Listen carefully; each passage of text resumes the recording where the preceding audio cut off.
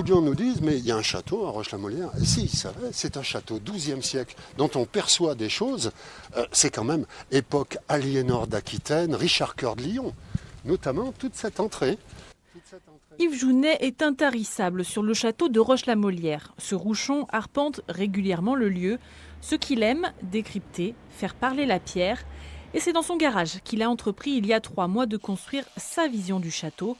Ces recherches l'ont amené à un moment bien particulier au cœur de la guerre de 100 ans, une époque où le lieu est géré par des femmes. Moi j'ai dit 1378 et je fais une hypothèse à quoi ça peut ressembler en 1378, voilà, qui est un moment majeur pour moi, parce que les dames prennent des décisions très importantes et finalement, comment dirais-je, Loire, douce féminité sauvage. C'est-à-dire que ce soit Blanche de Couzon, que ce soit Anne-Dauphine de Forêt, Catherine de la Vieux, on voit que ce sont des dames qui sont très respectées. Non, le mari n'est pas là, le mari il est en train de se battre avec du Guesclin et elles organisent la base arrière. Le château de Roche-la-Molière avait une place stratégique. Le lieu faisait office de garnison et était le théâtre de plusieurs activités comme l'extraction du charbon, l'agriculture ou bien l'apparition des premiers commerces. Autant de moments que Yves Jounet a voulu retranscrire dans ses scénettes, un devoir de mémoire à transmettre à la jeunesse. Ce que l'on veut surtout, c'est avoir des enfants qui viennent au château et qui comprennent des anciennes méthodes. Donc l'agriculture est importante. Je veux dire, le boucher qui va récupérer les peaux pour faire du cuir, qui va récupérer du suif pour faire des bougies. La bougie de cire n'étant réservée qu'à l'église ou au seigneur. Donc il y a une énorme activité qui se développe, surtout fin XIVe siècle. Ce sont des transactions de commerce et on sait que ça va être une évolution. D'ici demain, la maquette sera achevée et placée au château de Roche-la-Molière. Yves Jounet espère toujours trouver de nouveaux trésors cachés. Il pose des questions, mais aussi propose des réponses. Comme partout en France, les habitants de la vallée de l'Arve se sont mobilisés ce samedi. Certains ont marché depuis Domancy, d'autres depuis Salanches. Tous se sont retrouvés à Passy. Ici, dans l'une des vallées les plus polluées de France, la marche pour le climat est avant tout la marche pour un air respirable. On pourrait être plus, on devrait être beaucoup plus.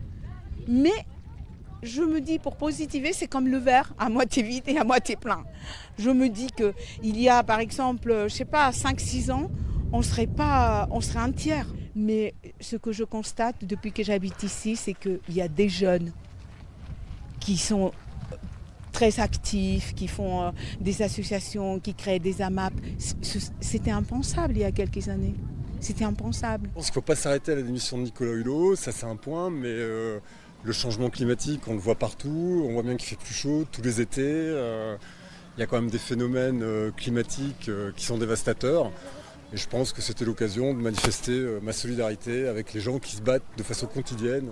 Faire de la présence et dire qu'on est toujours concerné et qu'on veut qu'il y ait des prises de décision politiques qui viennent améliorer les choses. Cette marche a été coordonnée par un collectif de citoyens Colère Pure.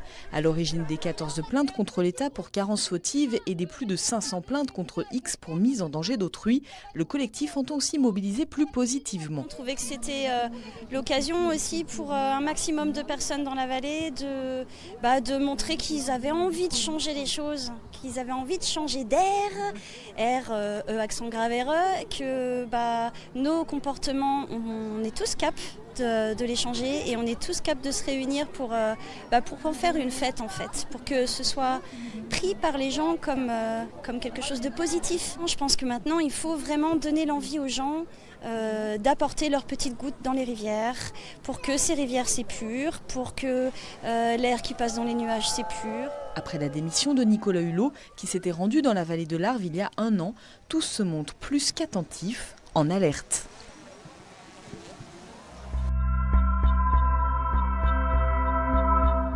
Au fil de son histoire, Minatek a reçu des personnalités prestigieuses, mais jamais une visite n'avait fait l'objet d'un tel protocole.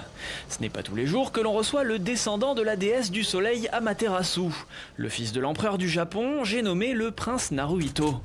En visite en France à l'occasion du 160e anniversaire de la signature du premier traité diplomatique entre les deux pays, l'héritier du trône du chrysanthème a choisi de se rendre au centre de recherche grenoblois pour les nombreux rapports qu'il entretient avec les chercheurs japonais. Et de mémoire de Minatek, on n'avait jamais vu ça. Nous recevons énormément de délégations, mais cette fois le protocole n'était pas décidé par l'ambassade, il était décidé par la maison impériale du Japon, ce qui est le plus haut niveau de protocole dans le monde entier.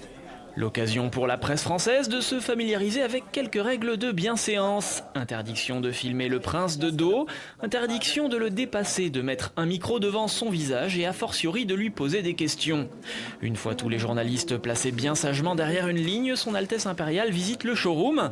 Il découvre quelques technologies développées ici, puis rencontre des chercheurs japonais. En fait, j'étais vraiment impressionnée et j'étais un peu stressée. Et vraiment, il était très, très cordial. Et donc, vraiment, c'est un grand honneur pour moi de rencontrer. Ça fait quelque chose. Hors caméra, le prince héritier s'entretient avec quelques étudiants en japonais de l'université Grenoble-Alpes. Alors, on est rentré 2 heures avant lui. On nous a mis un marquage au sol pour pouvoir s'installer. On était assez près les uns des autres, on était 5, donc 3 étudiants. Et on a dû attendre debout pendant 2 heures, tant qu'il arrive. Une attente qui n'entame pas l'engouement de Thomas. C'est inouï, c'est une chance qui ne se représentera plus jamais, je pense. Il y a tellement peu de Japonais qui le rencontrent, alors des Français, vous imaginez bien que c'est incroyable de rencontrer. Cette rencontre a ceci d'extraordinaire qu'il s'agit de la dernière visite internationale du prince. Il deviendra empereur du Japon le 1er mai 2019, date prévue du retrait de son père.